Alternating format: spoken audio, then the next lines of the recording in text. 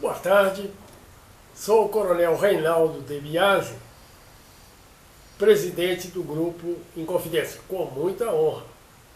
Se você está lendo nossos artigos e assistindo nossos vídeos e lives pelo YouTube, não se esqueça de se inscrever e clicar no like abaixo. É importante também fazer seu comentário. Para ajudar-nos a combater o comunismo no nosso país, compartilhe para todos os seus contatos. Lembrando que, quando você se inscreve, recebe em primeira mão todos os nossos artigos e vídeos que publicamos. Caso esteja assistindo pelo Instagram, pressione o coraçãozinho abaixo e compartilhe, clicando no aviãozinho. Ajude-nos a combater o comunismo no nosso país, fazendo sua doação ao grupo. Para isso, basta transferir para o nosso Pix, que está gravado abaixo do lado esquerdo desse vídeo. Esse pedido que nós fazemos é muito importante. O nosso grupo, ele já perdeu uns 80 associados falecidos. Sabe por quê? Já eram muito antigos. É o pessoal da época da Revolução de 64, e tinha até companheiros, eu era um tenente na época, e tinham companheiros que já eram capitães, majores. Então, eles nos ajudaram, mas partiram. O grupo está na penúria. O grupo está em situação muito difícil. Já está no vermelho há muito tempo. Vou tendo que arcar com as despesas do grupo, que são muito fortes. Assim, vou confessar que eu também estou no vermelho. Minha vida é dedicada de domingo a domingo ao Grupo Inconfidência. Só trabalhando para ele. Por quê? Porque eu quero lutar pela sociedade brasileira. O grupo quer lutar. Nunca deixaremos que o comunismo, já na sua quinta tentativa de tomada do poder, vença. O presidente Bolsonaro é um anticomunista também, ferrenho, e ele não vai permitir. Mas nós fazemos a nossa parte também para apoiá-lo nisso. Então, se vocês puderem nos ajudar com qualquer coisa que puderem, façam, por favor. Vão ajudar muito. Nós já estamos há 27 anos com o Grupo Inconfidência. É muita coisa, é muita coisa. Mas 27 anos, que vai fazer 28 em maio agora. E eu estou nesse espírito do grupo desde os meus tempos de tenente, quando eu estive participando do movimento democrático de 31 de março, quando a tropa mineira desceu para o Rio de Janeiro e para Brasília. Na minha ida para o Rio de Janeiro, estávamos sozinhos, sem ninguém para nos apoiar, mas Deus nos ajudou e nós conseguimos evitar que corresse o sangue entre irmãos, pois por 2 vezes estivemos para entrar em combate, o que não ocorreu porque as pessoas à nossa frente compreenderam, se retiraram, e nós prosseguimos para o estado da Guanabara e lá fomos vitoriosos. Então, somos sinceros, fizemos e queremos fazer. Enquanto eu tiver lucidez, continuarei lutando pelo Brasil, de coração. Vamos prosseguir. Desde já, o nosso agradecimento pela sua contribuição, seja qual for. Deixe-nos fazer uma pergunta. Se você é um patriota que deseja que o comunismo não entre em nosso país, por que não se torna um de nossos associados? Desse modo, você receberá mensalmente o Jornal Inconfidência, que nós editamos, com conteúdos e artigos inéditos todo mês. É o único jornal impresso que conta a verdade. Único, vou frisar, único jornal. Lutamos contra o comunismo há 27 anos, vamos fazer 28 em maio agora. Valorizamos a família e a determinação para que você viva em paz e segurança, more num país conservador, tenha um bom emprego por morar num país livre e principalmente seja feliz. A nossa bandeira nunca será vermelha. Acredite em nós. Antes de começar o nosso artigo, o nosso vídeo, gostaria de tecer algumas considerações. Nós vamos abordar, como sempre, a conjuntura atual, precedido o assunto, um comentário sobre as urnas eletrônicas. Sempre nós procuramos fazer no começo do trabalho referências a essas urnas eletrônicas. Por quê? Porque certamente elas vão comprometer a honestidade das eleições. É a nossa opinião firme e não abandonamos ela. Queremos alertar a todos vocês que qualquer coisa que não tenha um comprovante de papel não merece confiança. O tema que iremos explorar agora, demos um nome naquela continuação de títulos idênticos aos anteriores, em conjuntura nacional, na atualidade /5. Já é a quinta vez que nós fazemos com esse título. Passemos ao primeiro item. Urnas eletrônicas, inviolabilidade ou violabilidade. O ministro do STF, Edson Fachin, que assumirá a presidência do TSE na próxima semana, tornou público em entrevista que a Justiça Eleitoral do país já pode estar sob o ataque de hackers. Indagado se foram detectadas ameaças na prática ou se elas ainda estão no campo de riscos, ele declarou que já há alguns riscos já detectados. Presidente Bolsonaro, em entrevista de 16 de fevereiro, asseverou que, conforme a declaração acima, o ministro Fachin, aspas, comprovou que o sistema eleitoral brasileiro não é confiável e que as urnas eletrônicas de votação podem ser violadas. Fecha aspas.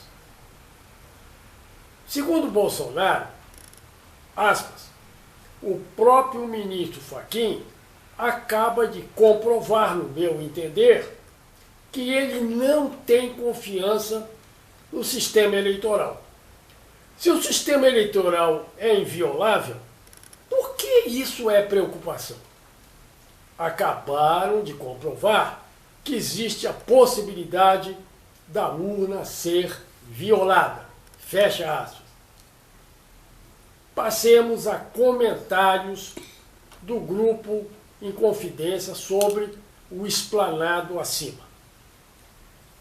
Não há dúvida que os governos de Lula e Dilma eram ditaduras do executivo, que falharam em comunizar o país. Absorvendo a derrota e mudando o protagonismo, o STF, composto de 9 ministros marxistas, estabeleceu no momento a ditadura do judiciário.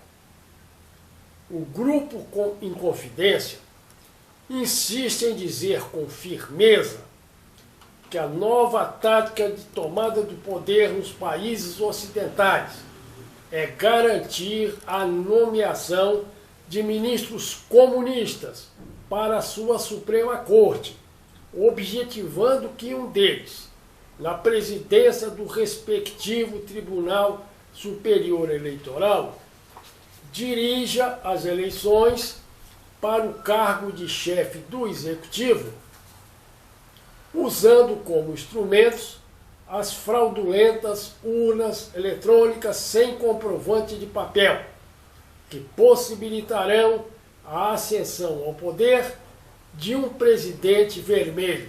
Na América Latina, o comando geral deste ato é exercido pelo Foro de São Paulo, que está ativo e tendo sucesso em sua empreitada, que é a de, aspas, garantir para o comunismo na América Latina o que foi perdido no leste europeu, fecha aspas. Confirmando seu êxito, a Venezuela é marxista e as suas últimas vitórias ocorreram na Bolívia, Argentina e Chile, onde as urnas eletrônicas asseguraram o intento, permitindo que no terceiro país, um ferrenho comunista, com a mentalidade de um bolchevista da Revolução Russa de 1917, assumisse o governo. Pobre Chile! Seguindo a diretriz suprema do governo mundial, do qual o comunismo é sua tropa de choque, nem os poderosos foram poupados.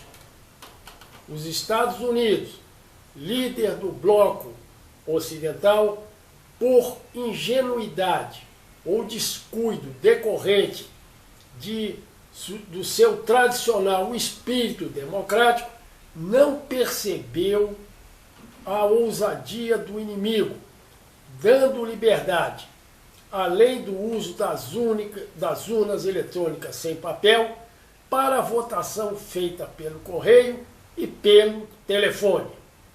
E o gigante, nas mãos de um reconhecido patriota, o presidente Trump, que apesar de após o evento ter entrado na justiça para provar a escancarada fraude, foi derrotado, viabilizando a subida de um adversário ligado à esquerda mundial.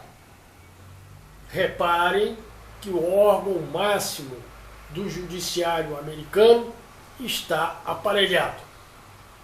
Como veem, os argumentos cristalinos acima comprovam que a tática inimiga funciona perfeitamente e o que o Brasil será o próximo a sentir sua ação. Nas eleições, como diz a máxima, quem ganha não é quem vota, mas quem conta os votos. Aqui, o TSE comunizado, tendo os TRE submissos às suas ordens e dispondo de urnas desonestas, programas eletrônicos secretos que mudam o resultado do sufrágio e altos especialistas em nível mundial para implantar fraudes nos aparelhos, tem tudo para eleger Lula, apesar de rejeitado pelo povo, que agora finalmente reconheceu sua vileza. Mas não há saída.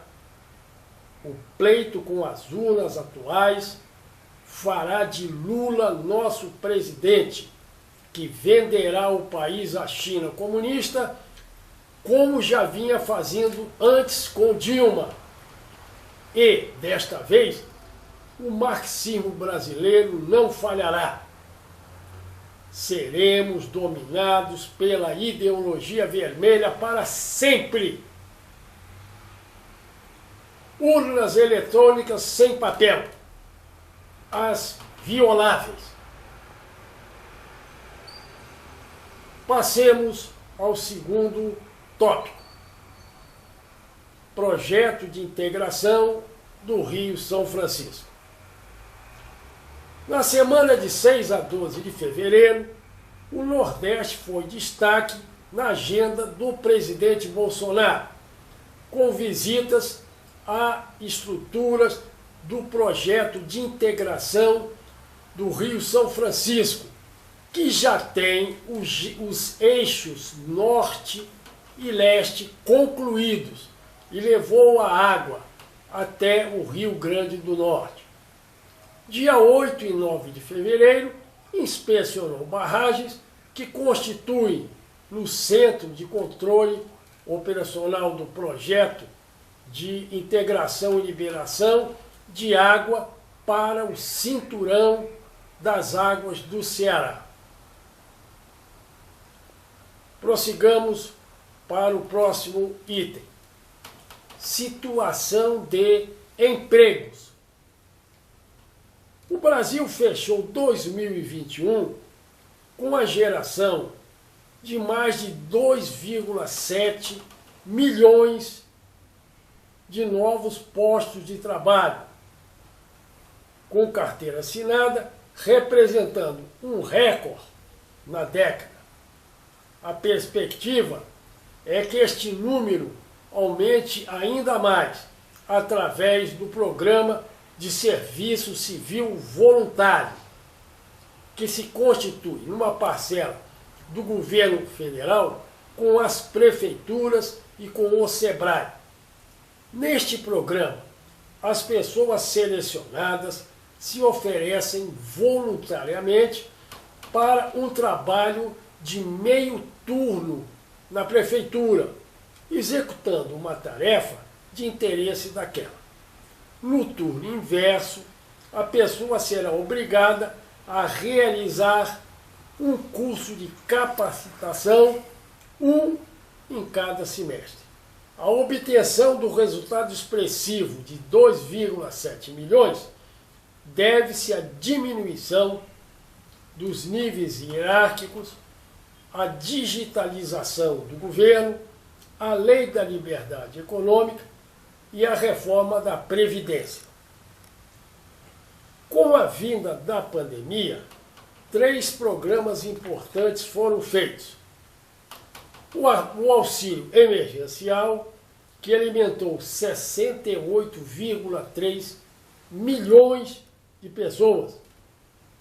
O benefício emergencial da preservação do emprego e da renda, o chamado BEM, que manteve 11 milhões de empregos com carteira assinada. E o Programa Nacional de Apoio às Microempresas e Empresas de Pequeno Porte, o chamado PRONAMP, que com cerca de 38 bilhões de reais chegou a milhões de microempresários. Os setores da economia que mais contribuíram para o nível de empregos foram os de serviços e o de comércio varejista. O presidente Bolsonaro declarou que em 2022 o governo focará seus esforços na criação de empregos e no combate à inflação. Sigamos agora para o quarto item. Auxílio Brasil, já muito conhecido de nós. Em fevereiro de 2022, o Auxílio Brasil bateu um novo recorde ao contemplar 18,05 milhões de famílias, resultado alcançado com a inserção de mais 556 mil pessoas na folha de pagamento. Todas as pessoas elegíveis foram selecionadas. O valor mínimo pago pelo programa é de R$ 400. O montante investido no Auxílio Brasil pelo governo já excedeu 7,3 bilhões de reais em fevereiro.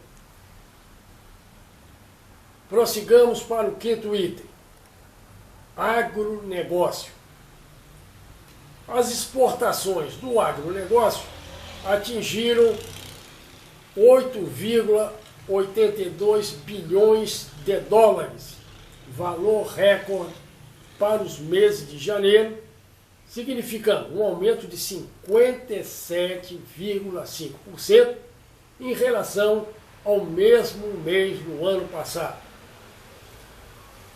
Os destaques exportados em janeiro de 2022 foram o complexo soja, carnes, trigo e café.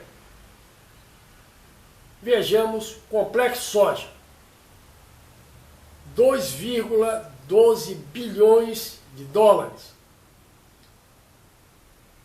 equivalente a 2,45 milhões de toneladas de soja em grãos, 1,49 milhão de toneladas para o farelo de soja e 170,26 mil toneladas para o óleo de soja. Carnes foi o segundo maior setor exportador, com 1,61 bilhão de dólares, valor recorde para esses meses em toda a série histórica. A principal carne exportada foi a bovina, com 801,06 milhões de dólares, recorde na mesma forma. As exportações de carne de frango também foram recordes, alcançando 604,89 milhões de dólares. Já a carne suína registrou 73 mil toneladas. Trigo. As vendas externas foram recorde, com 190,93 milhões de dólares, equivalente a 648,06 mil toneladas. Café verde solúvel, 719,21 milhões de dólares. Tópico seguinte, número 6. Conselho Nacional da Amazônia, chamado CNAL, em 2 anos de trabalho. Ações que reforçam a soberania brasileira nos mais de 5 milhões de quilômetros quadrados que abrangem a região.